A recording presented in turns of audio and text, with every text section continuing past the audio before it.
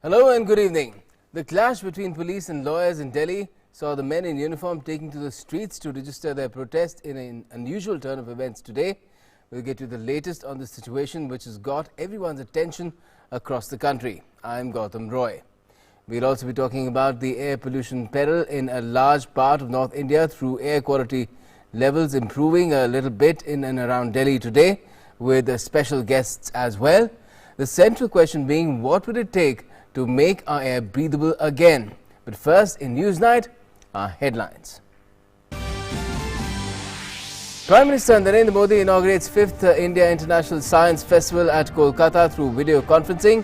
Says theme of the festival, Risen, Research, Innovation and Science Empowering the Nation, reflects the aspirations of the 21st century India.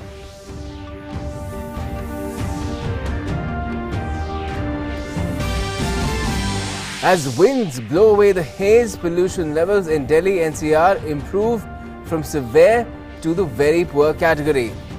Prime Minister Narendra Modi chairs a meeting to review air pollution in North India. Centre tells NGT 1150 crore rupees given to different states to tackle air pollution.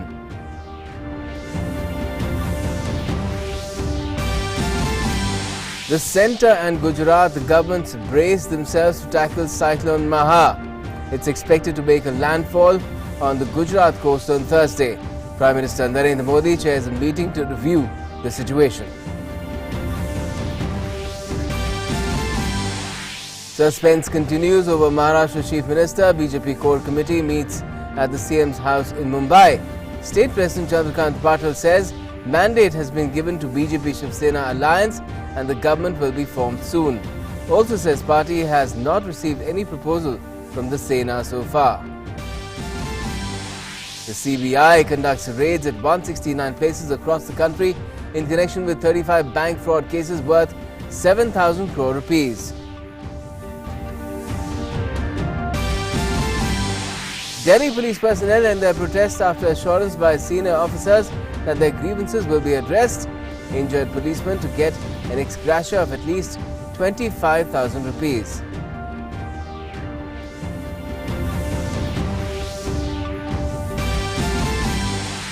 And in sports, Deepak Kumar secures India's 10th Tokyo Olympic quota in shooting after winning the men's 10-meter air rifle bronze medal at the 14 Asian Championships.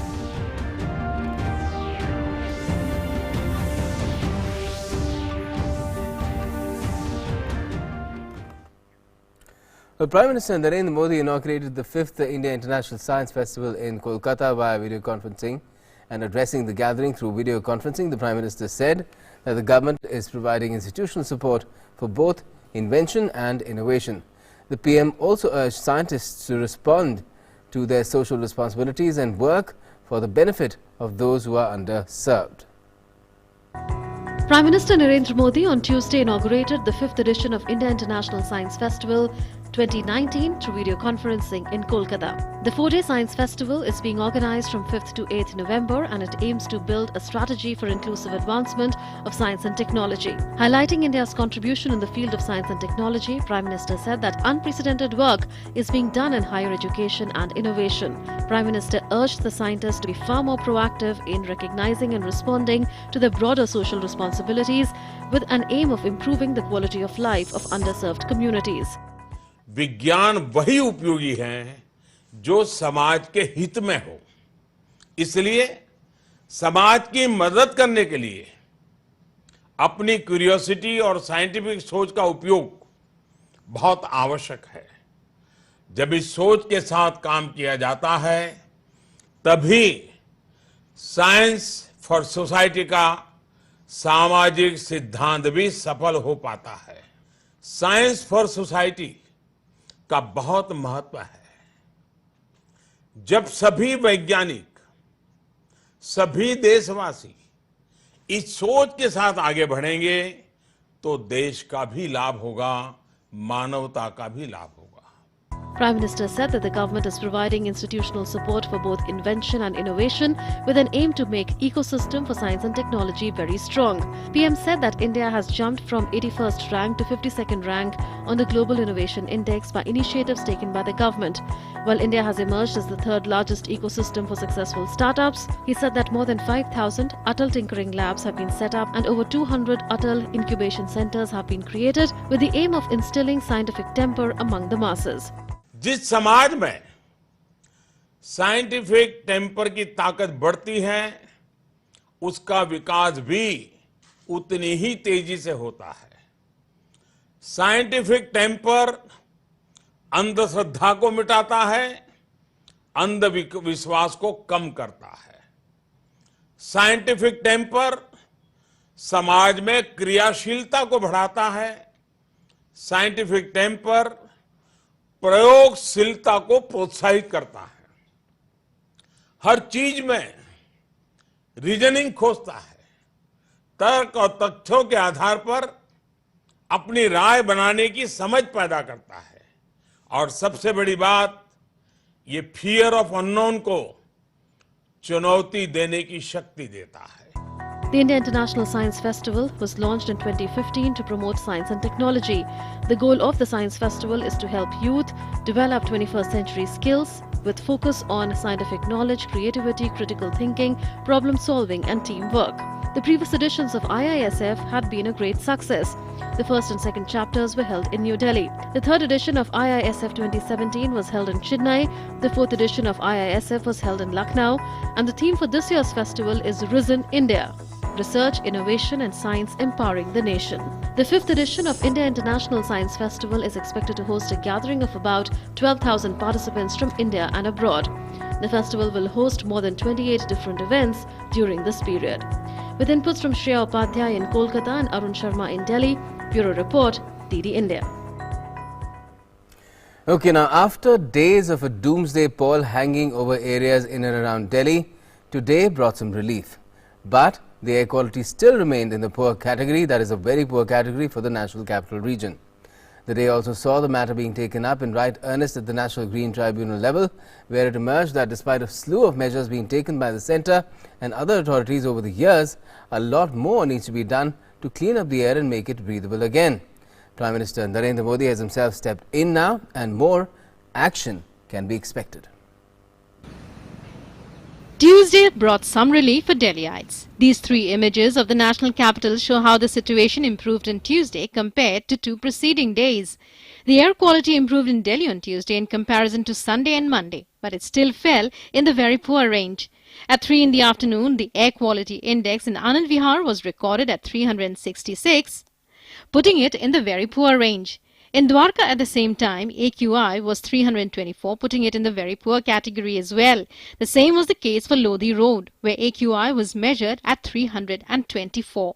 In the case of ITO, it was 351, and in Okla too, it was 324.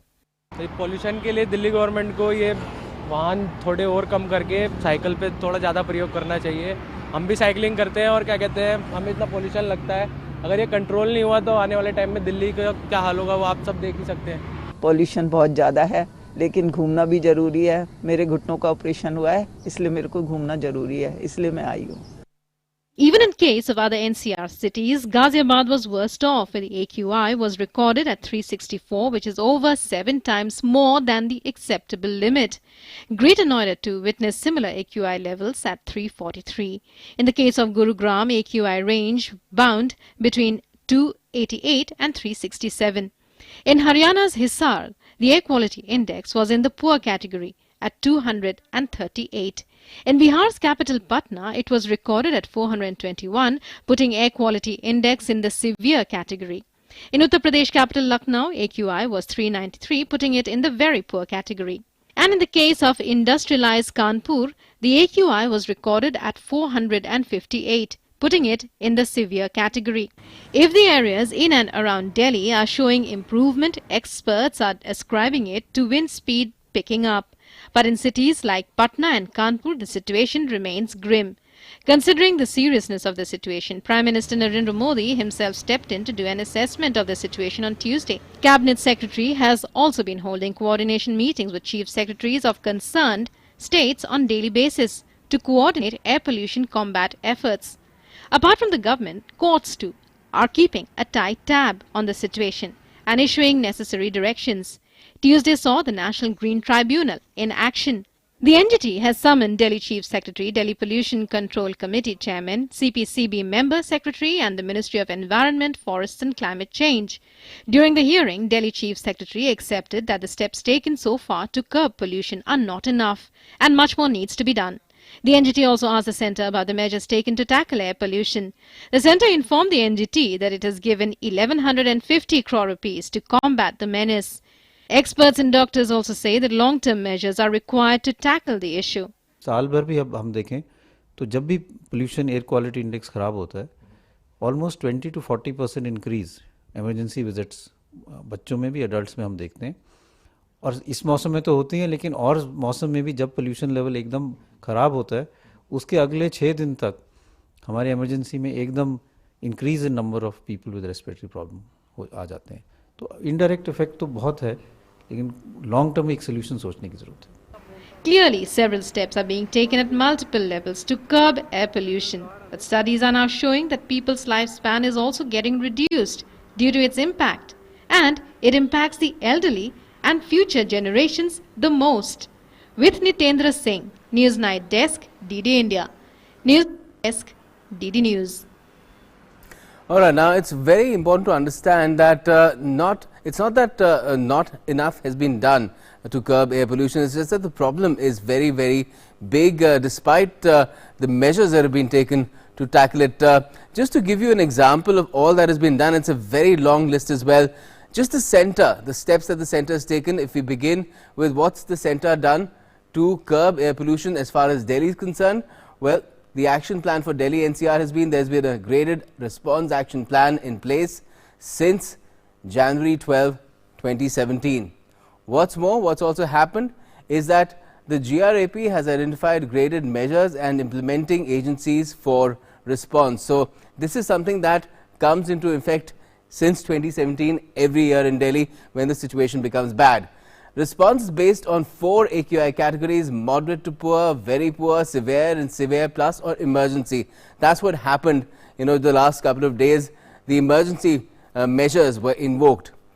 Now what happens next when response is based on, in fact, a comprehensive action plan has also been notified in 2018 identifying timelines and implementing agencies for corrective action. So all this has been done specifically for Delhi. But if you look at the efforts that have been widened further, the action plan for other cities, just what the centre has done. National Clean Air Programme, the NCAP, launched in 2019 by the Ministry of Environment, Forests and Climate Change. That's one. What's next? Well, there is more in store. The NCAP for achieving 20 to 30% reduction in PM10 and ppm 2.5 concentration by 2024. So a deadline has been set that we need to reduce it to this extent. 2017 has been kept as the base year for concentration comparison in the NCAP. Overall objective is to augment and involve effective nationwide ambient air quality monitoring network. So that's one objective. There are more. The objective is also to ensure comprehensive management plan for preventing and reducing air pollution. That's another. What's more is that enhancing public awareness and capacity building measures is also part of this NCAP. And further on, 86 city-specific action plans have been approved for ground-level implementation. Now, combating air pollution takes efforts on multiple fronts. If you look at what's been done in monitoring, well, the government has set up nationwide network for measuring ambient air quality under National Air Quality Monitoring Program. What's part of that? Well, ambient air quality is being monitored at 779 locations covering 339 cities in 29 states and union territories. So that's a network that we're talking about. What's more, real-time monitoring is taking place at 170 locations in 102 cities in 18 states and union territories. Also, notification has been issued for national ambient air quality standards. That's what we're now looking at, when we see that it's in this category, that category. there's been a launch of the National Air Quality Index as well. And further on, implementation of air quality early warning system for Delhi has also been done in October 2018. So if the air is going to get bad, there will be early warning as well. What's been done in transport? Leapfrogging from BS4 to BS6 fuel standards from the 1st of April 2018 in Delhi, and from the 1st of April 2020, which is about to come up, it will be nationwide. Suddenly from BS4 we'll go to BS6. A lot of effort has gone into that. Introduction of cleaner fuels like CNG, LPG and ethanol blending has also been done. It's being rolled out gradually all over the country. Promoting public transport and improving roads and building more bridges to ease congestion on roads, that's also happening. You've seen it happening around you if you're in a big city as well. Operationalization of Eastern Peripheral Expressway and Western Peripheral Expressway to divert non-Delhi destined traffic. You've seen that's brought in a change as well, especially when you see the roads at night.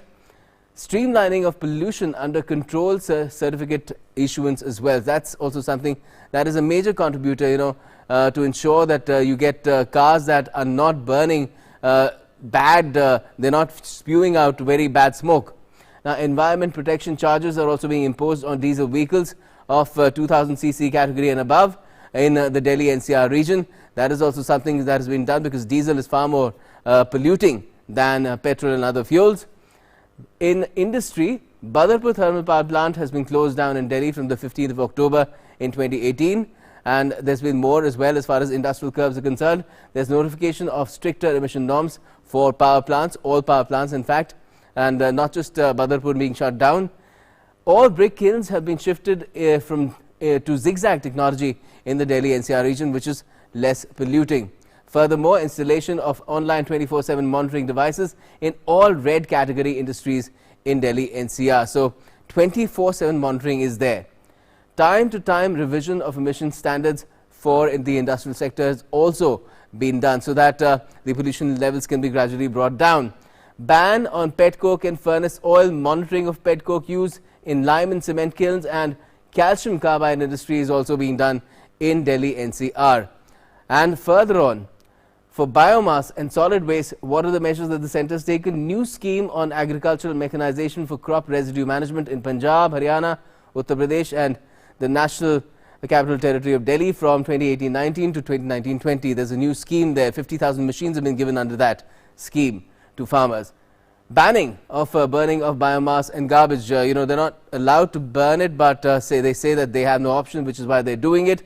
3 waste to energy plants operational in Delhi with a total capacity of 5,100 tons every day. So waste is a major issue as well, and its disposal, and that's being done in this manner.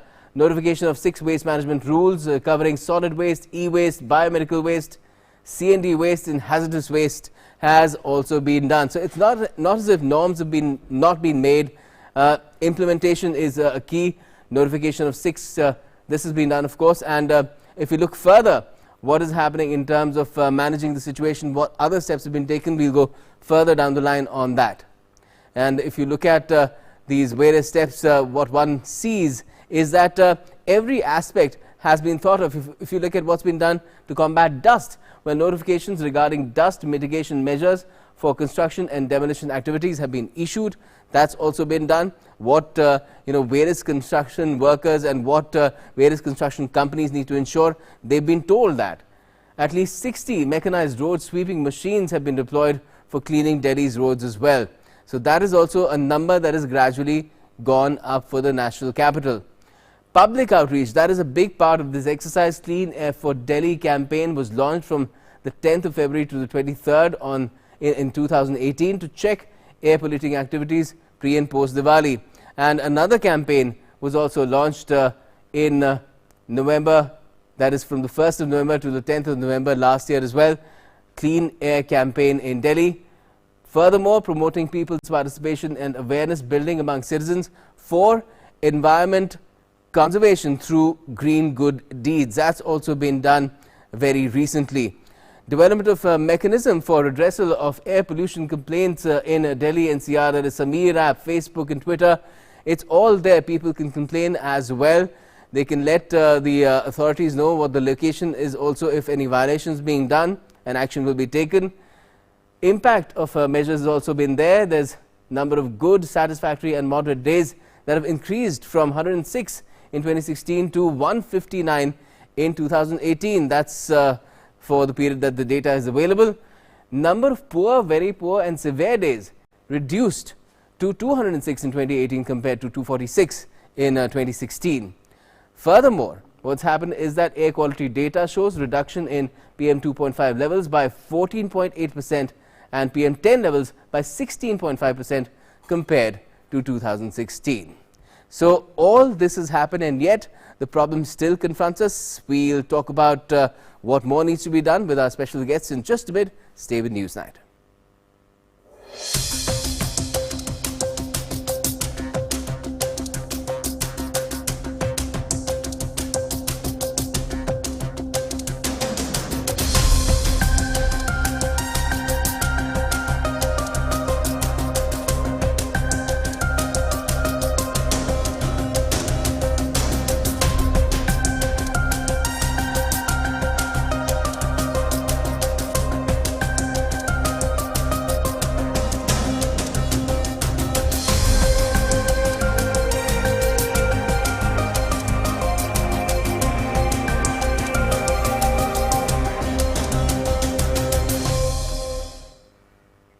Welcome back. You are watching Newsnight, and we're talking about the air quality situation in and around Delhi and going and extending even up to Patna for that matter.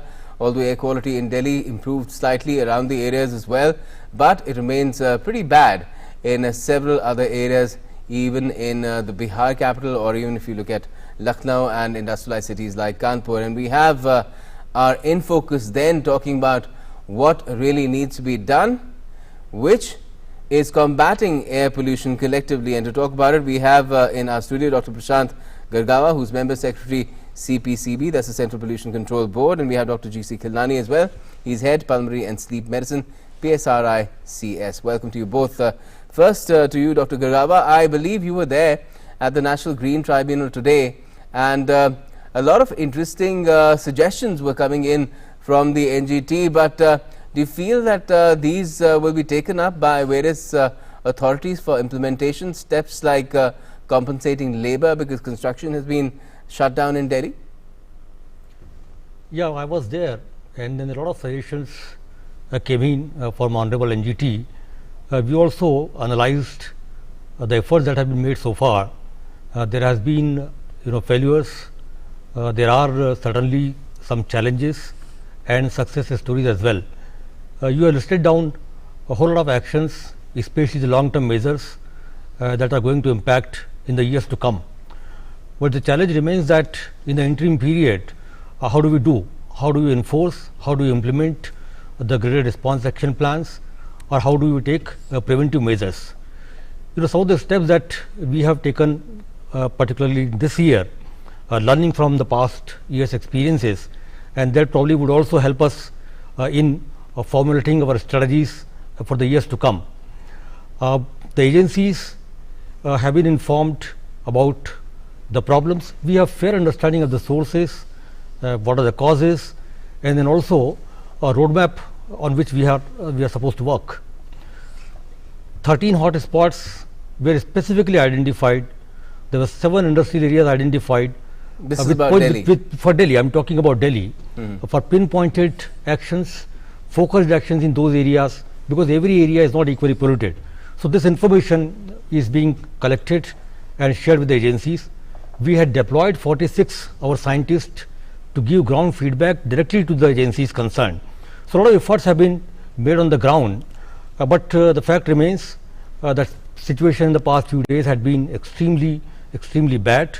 The weather, contribution from farm fire, there was wind was northwesterly, everything was coming in, and then there was absolutely no dispersion taking place in Delhi. Right. Ground level winds were not there, and it started building up. So situation was extremely difficult. And this external factor of the smoke that comes in from the burning of the stubble, that is proving to be rather contentious, and a lot of it's like a football, it's being kicked around all over the place. How do you come to a solution to a problem like that? No, in fact, we will have to work. essentially, if you look at the plans that we should be working now, is there has to be plans at 3 different levels. Before the winter sets in the month of August and September, it will have to be a campaign mode kind of thing. We will have to clean up the garbage which is all around in the city very quickly, remove the construction, demolition, dust. So, take all preventive measures in a campaign mode during August and September, so that you minimize the problem that you expect in the winter because of the meteorology. Then intensified actions during winter, trying and handling each and every source that comes across, gets feedback from the ground. Agencies must be on high alert and then take actions on ground. Then after the winter gets over, during February, again July, there has to be continuous efforts. Probably what is happening is the efforts during this period probably were not matching. Air quality was good, so I think they were not adequate steps. There are also in the NGT we had seen that there are some gaps in terms of resources with the agencies available, that needs to be augmented, especially in the hot spots, especially in the critical period. So, the resources need to be quickly augmented to handle the situation on ground. So, for which they were suggesting that get in civil defense people and just pay them a stipend and get them out in the streets. And we also had taken preventive measures this year also. If you remember, before Diwali, the task force suggested closure of construction activities and also industries which are on the coal as fuel. So, there are a lot of preventive actions taken, but unprecedented meteorology.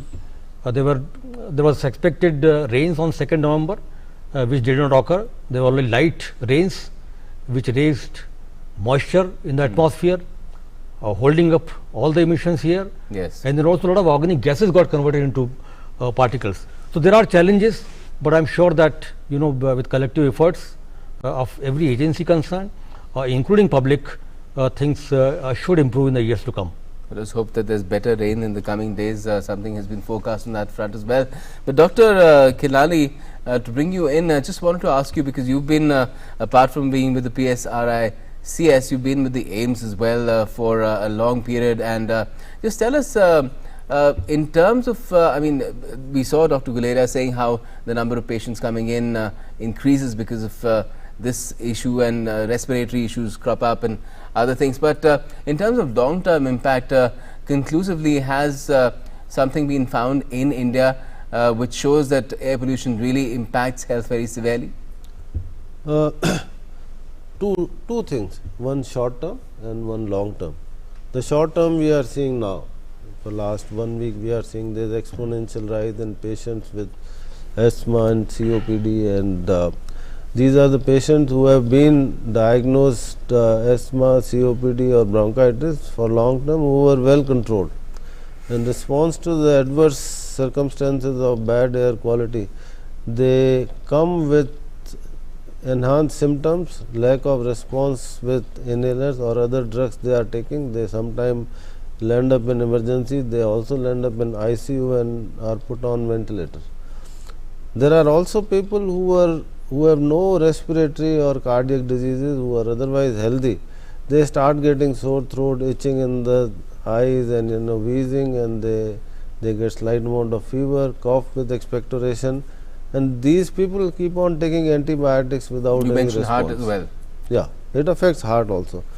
So, talking about long term effect, we have to understand, nobody should go with the idea that air pollution affects only lung. Lung is of course where the air pollution enters, but there are, besides PM 2.5 and 2.10, there is something called ultrafine particulate matter. These are particles are 0.1 micron and smaller. These are the particles who enter the lung, and through the alveoli they penetrate the lung, go into the blood, they go into the blood vessel, they go into the heart, they go into the brain, kidney, intestine, kidney, and every organ. But we see there's still a level of deniability. People say problem to hoti hai, khasi hoti hai, aankh mein bhi problem hoti hai, lekin we don't know whether it causes other problems in the heart or even cancer. No, we know. Why is there still this deniability factor then? The 20 years back, the study conducted at the All India Institute of Medical Sciences under the leadership of Dr. J.N. Pandya, which I was a part, that the published study in the Indian Journal of Chest Diseases, where we documented that there was a 20 to 25% increase in the cases of bronchitis, asthma as well as heart attacks in response to the enhanced air pollution in last 24 to 48 hours. This study actually Is there a similar led study to linking this to cancer as well? yes, of course. The worst cancer we know is the lung cancer, which Correct. is number 1 cause of cancer deaths all over the world, and there is a documented evidence that diesel emission and the kerosene emissions, these contain polyaromatic hydrocarbons which are directly implicated in the causation of cancer. So, summarizing it, that the air pollution not only causes short term effect and long term effect in the form of heart disease, in the form of brain stroke, in the form of reduced lifespan, and the 2015 WHO report said that there are 10 lakh excess deaths due to indoor air pollution and the outdoor pollution separately. So, lot of, and we know that life expectancy, estimated life expectancy also goes down by 5 to 10 years if you are exposed to. So, yeah, but the problem remains that these studies need to be officially acknowledged. Does the CPCB, for that matter, recognize these studies? If I could ask you, Dr. Khilani. of course, they recognize. There is no Dr. question. Khilani, let him respond. Dr. Gargo, you want CPCB? Sorry, Gargo. Dr. Gargawa. No, of course, we recognize the impact studies which are available, and in fact, the national ambient air quality standards, they were set in 2009, were based on health impacts. The air quality index that was designed and launched in 2015, that also considers the likely health impacts, and that's how different air quality index categories have been defined. Right. And you recognize both the short term and long term impacts, Yes, of course. going up to the fact that there can be cancer because of air pollution. Yes, of course. Right. So, since this situation is really serious, we wanted to also ask you, Dr. Khilani, how effective are these masks, N95, N99, and these air purifiers that are really in vogue now, and everybody seems to be out in the markets trying to get hold of something, and sometimes it's even difficult to get hold of it at chemist shops or in these retail outlets. So, first I will talk about mask. One has to understand that ordinary surgical masks which people are using all over the, you've seen them walking around, these are absolutely useless and have no value in prevention of exposure to air pollution. What possibly works is N95 mask. N95 mask is a mask which is more expensive, has got pores which will prevent entry of particulate matter into our lungs. These masks we use for when we do procedures like bronchoscopy and there is a potential exposure to infections. These masks are supposedly useful in preventing the exposure, that means entry of, but I also want to warn that these masks are difficult to tolerate. When you wear N95 mask and start breathing, there is a resistance to exhalation and one feels claustrophobic.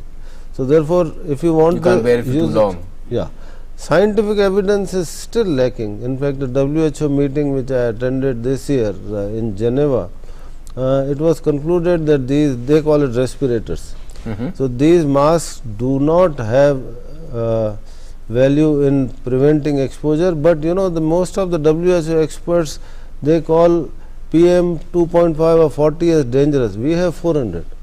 So, therefore, I have a feeling, I have a conviction that N95 mask is useful for people who are susceptible to diseases like asthma, bronchitis and COPD. Now, coming to the purifier, there is a mushrooming of purifiers being sold. What is the air purifier? Air purifier has got two components. The one is a filter. You push the air through a filter, so the particles gets obstructed. The second part is the adsorbitant. What is adsorbitant? Which will absorb gases like nitric oxide, sulfur dioxide and carbon dioxide. So, important thing is that ordinary purifier which does not have adsorbent is useless. So, the air purifier must have these two components, that is one. Second thing is that power of the air purifier must be commensurate with the volume of the room. It cannot be that you put an air purifier into the But if you get a good one, decent one, it's effective. But if it's the category of air pollution is severe plus, then are these effective at all? No, third thing. Let me finish. So the third thing is that when you are using the air purifier, the room has to be airtight and closed. If the door is being opened every few minutes, Then the pollutant get equated. Number 4 is, even till now, the scientific evidence is lacking that it improves the health.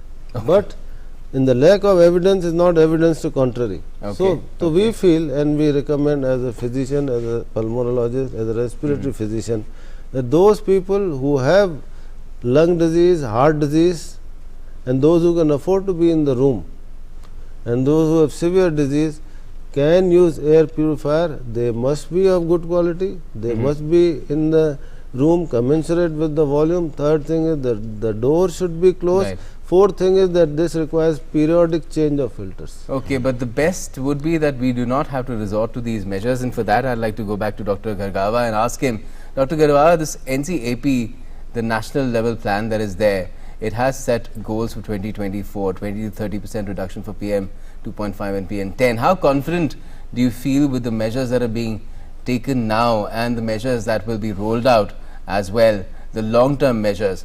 Will this goal be achieved, and will this be enough really to let people understand and know that they are breathing healthy and clean air?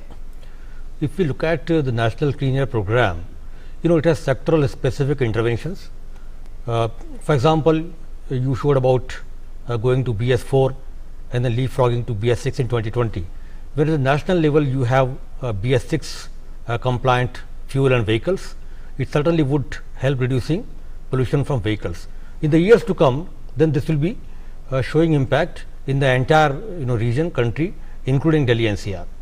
The standards, for example, power plants. Now power plants for the first time, the standards for sulfur dioxide emissions and also nitrogen dioxide emissions have been set. Sulfur dioxide is one of the major components of particulate matter. The secondary particulate matter, sulfur dioxide, a precursor of which has almost 30% contribution to PM 2.5. So once you have all the power plants with FGDs fitted in, almost 20, 25 or 30% of particulate matter should come down. So with all these measures, long-term measures in place. One point that we didn't mention is that the price differential between diesel and petrol has been reduced to a large extent. That is also a major contributor perhaps of for reducing future purchases of diesel cars, at least in cities. No, in terms of vehicles, the two suggestions that I think I can make at this stage. One is we'll have to very quickly augment our public transport. The moment you have a good transport system, public transport system, a dependency on private vehicles would go down. So that's something that we need to work on, and then we also will have to parallelly work on how do we minimize the congestion. So that these two are extremely important as far as transport for those sector is concerned. For that even suggestions have been made, and there's a suggestion for everything, but what is implementable, that has to be assessed, and then one has to move on from there. But thank you for joining us this evening in our studio to talk about this issue, and we hope that these measures will make a positive impact in as recently as it's possible, perhaps next year itself, if not this year. Thank you for joining us for the moment. Now, we're moving on and talking about other issues as well, and that we'll take up after a break, because we'll tell you what's happening in terms of the latest in Maharashtra as well, both where the cyclone is concerned and the political situation, government formation. Stay tuned.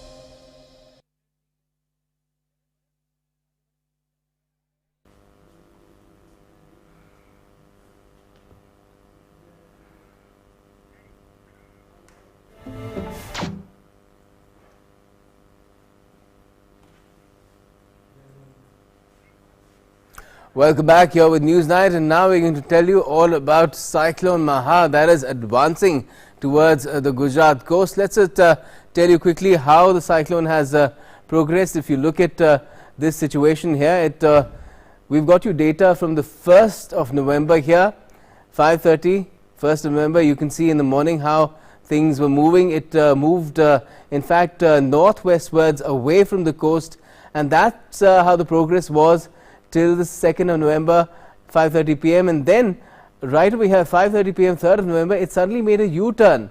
It was heading away, it was going towards Oman and all that, but then it made a U-turn back, and now it's heading again northeastwards towards the Gujarat coast. That's where it's supposed to make landfall around Diu and the Gujarat coast itself. That's what's anticipated. But if you look further, what is the situation now that we're confronted with? Well, the Met Department is saying that the cyclone is likely to hit the Gujarat coast, and that impact of the cyclone, the landfall of it, will happen sometime perhaps tomorrow. This is going to be between Dwarka district in Gujarat and Diu, which is a union territory. On the morning of 6th November could be a slight variation there as well, because the cyclone movement itself has been slightly erratic. Now, Maha has kept in it's been kept in the very severe cyclonic storm category.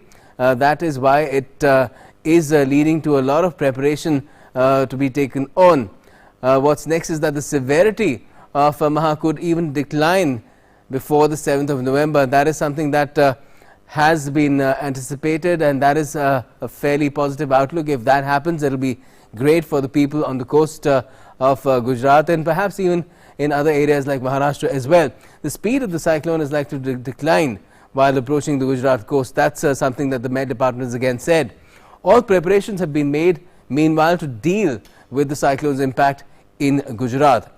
NDRF teams have also been put on standby to tackle this situation. Now let's look at the brunt of Cyclone Maha. Which areas could really face that as far as Gujarat is concerned? On the 6th of November itself, Junagadh, Amreli, Gir Somnath, Bhavnagar, Anand, Surat, Bharuch, Ahmedabad, Botad, Rajkot, Porbandar.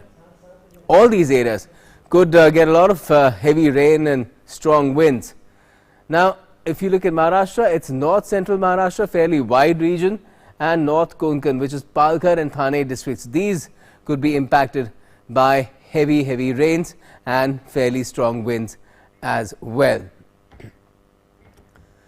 Let me now take you across to my two colleagues to get an update on what is the situation, the level of preparedness. Debashish and Shishir are joining us. Debashish, if I could first ask you, what are you hearing in terms of when is the cyclone likely to make landfall, and the kind of preparedness that is there to tackle the situation? Because the cyclone has been erratic. There is information that it might weaken a bit, but you never know.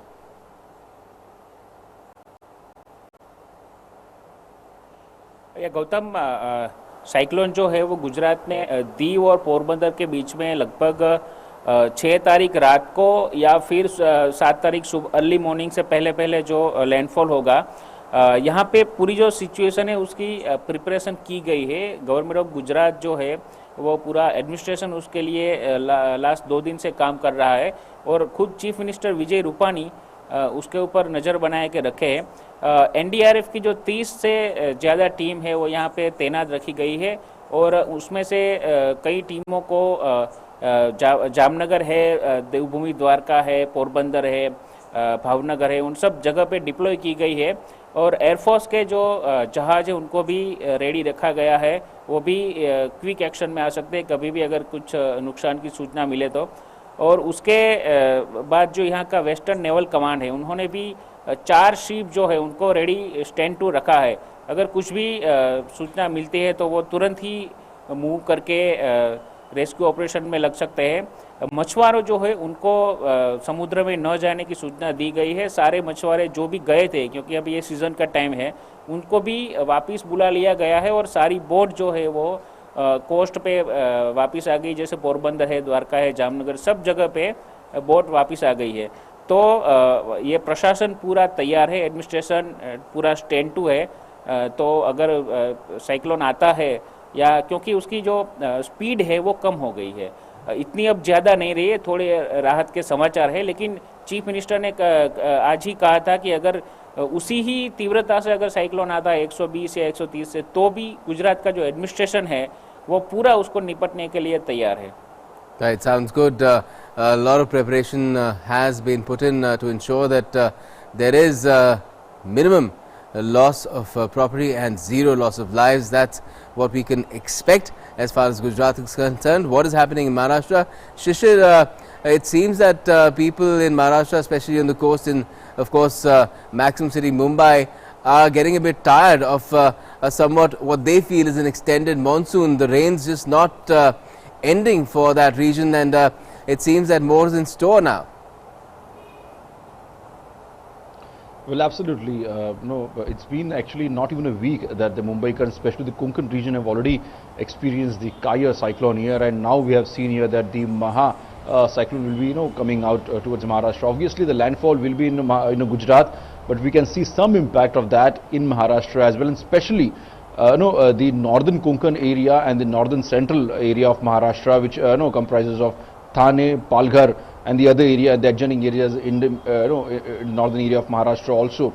Well, especially if you look at the impacted area on the coastline here, the Thane, Vasai, Virar, Palghar, Dahanu, these are the areas which will be highly impacted. That's the reason the authority have already swung into action, have alerted the district the district authorities also, and they've been told to be on a standby mode. Especially the two NDRF team, one from the Mumbai, one from the Pune, have been also alerted and have been told to reach to the spot as soon as possible if they received any alarming call here. Obviously, just yesterday in the morning, the district authority have also sent notices and also sent alert to the concerned department here. I've been told to be in the office here, be it a medical team also, along with the other officials also, for any untoward situation here. Obviously, the same message has been sent to the fishermen. They have been told not to venture into the deep sea, basically these coastline areas, especially the Palghar areas. What the information that we've got is there that more than hundreds of boats have been docked near the Palghar area, and they've also been sent a message that there should not be a single boat inside the deep sea when this cyclone will hit the landfall in Gujarat here. Obviously, what we've got to know is that the heavy rains and of course the rough sea condition probably these areas are going to experience. That's the reason the low-lying areas in the coastal area probably will see some of the waterlogging here due to the heavy rains here. Obviously, the coastal crops will affected largely because, as I told you earlier, it's been just 7 days that Maharashtra, and especially Maharashtra's coastline area, has experienced the Kaya cyclone, and this is the second cyclone in just the 7 days that these people will be witnessing, and that's the reason the government have taken extra precautions here through the district authority, also the state disaster management is also put in place there along with the other officials. The Navy is also put on alert, and the Coast Guard also been put on alert that any untoward situation happens in this area, especially the coastal area, they can swing into action immediately.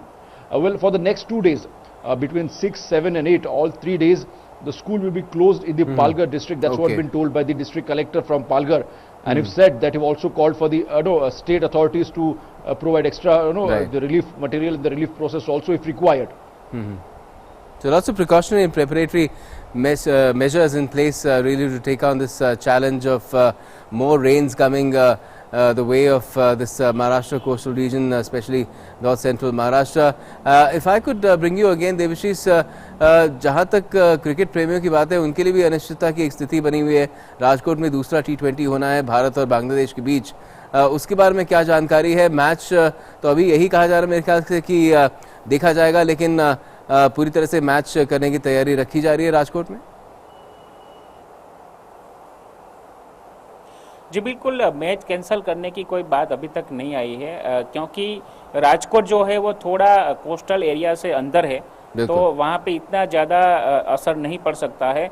और ये बात की जाए तो जब landfall होगा cyclone, तब 70 से 80 किलोमीटर की उसकी स्पीड होगी, और जब साइक्लोन लैंडफॉल होता है तो वो ग्रेजुअली धीरे धीरे कम होता जाता है, तो राजकोट तक इतनी ज़्यादा असर नहीं पहुंचेगी. लेकिन हालांकि एक है कि बारिश जो है वो साइक्लोन की बाई प्रोडक्ट होती है, तो बारिश पड़ने की अगर संभावना होती है तो शायद जो क्रिकेट चाह के उसको निराश होने की बात हो सकती है.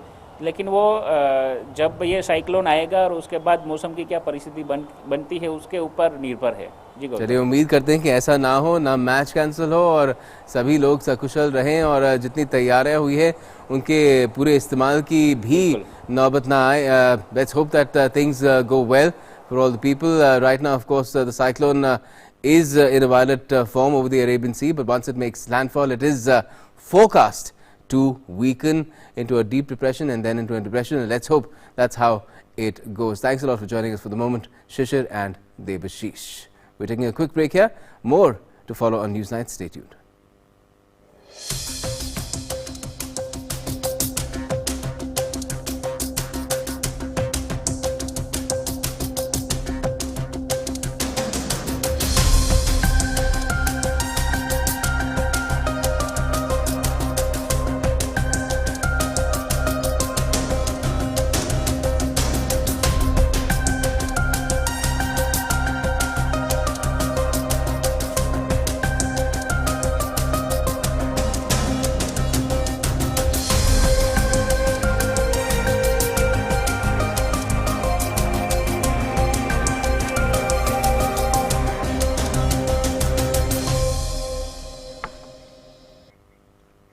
Welcome back.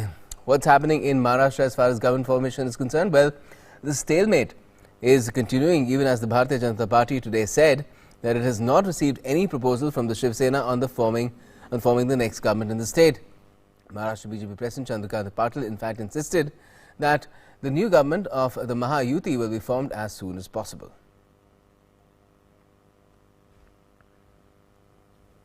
Chief Minister Devendra Fadnavis called an emergency meeting of the party's core committee on Tuesday at his residence to discuss the issue.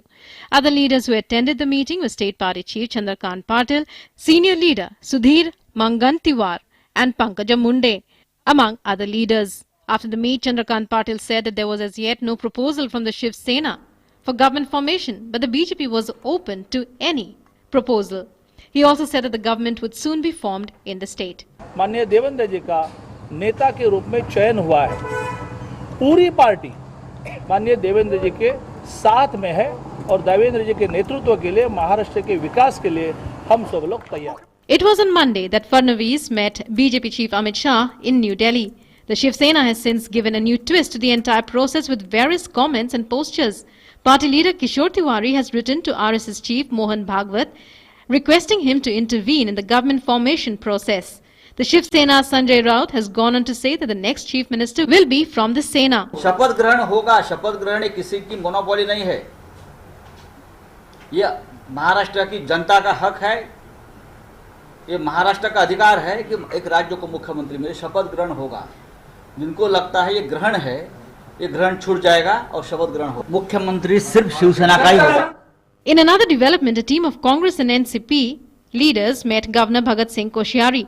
Both parties in the opposition have become increasingly active in the past few days. However, there are voices within the Congress that are saying that the party should neither support the Shiv Sena to form a government, nor should it accept support from the Sena in doing so. The loudest among these voices is that of Sanjay Nirupam.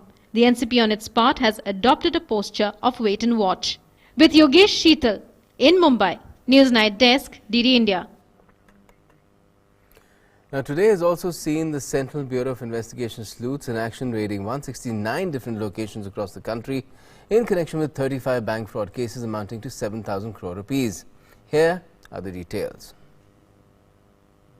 The Central Bureau of Investigation carried out extensive raids at 169 locations across the country. The raids were conducted at locations in Andhra Pradesh, Chandigarh, Delhi, Gujarat, Haryana, Karnataka, Kerala, Madhya Pradesh, Maharashtra, Punjab, Tamil Nadu, Telangana, Uttar Pradesh, Uttarakhand, Dadra and Nagar Haveli. Meanwhile, search for evidence in bank fraud cases is also underway. The raids have been carried out with regard to bank fraud cases. 35 cases have been filed by the CBI amounting to 7,000 crore rupees. According to sources, a high-level meeting was held on Monday, following which raids were conducted on Tuesday at varied locations across the country. After the mammoth 13,000 crore fraud cases in Punjab National Bank and frauds by Nirav Modi and Mehul Choksi came to light, the centre directed the CBI to investigate cases and use an iron hand against corruption cases. The CBI raids have unearthed numerous defaulters that include many public sector banks and their employees. As per sources, most of the defaulters have tied up with bank officials to get loans for their respective firms but have not repaid them. Credit facility was also used by some erring borrowers to get loans from banks. Earlier too, the CBI had conducted raids at multiple locations to dig out crucial evidence against black money and bank frauds. With inputs from Neeraj Singh, Newsnight Desk, DD News.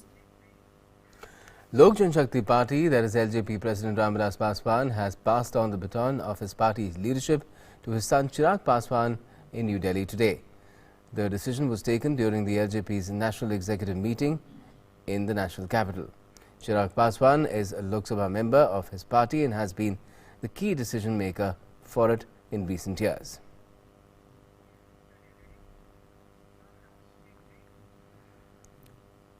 Delhi police personnel called off their protest against lawyers today after taking to the streets in the morning demanding justice. Senior police officials assured them that the demands of the police personnel will be fulfilled. An ex gratia of 25,000 rupees was also announced for the injured police personnel.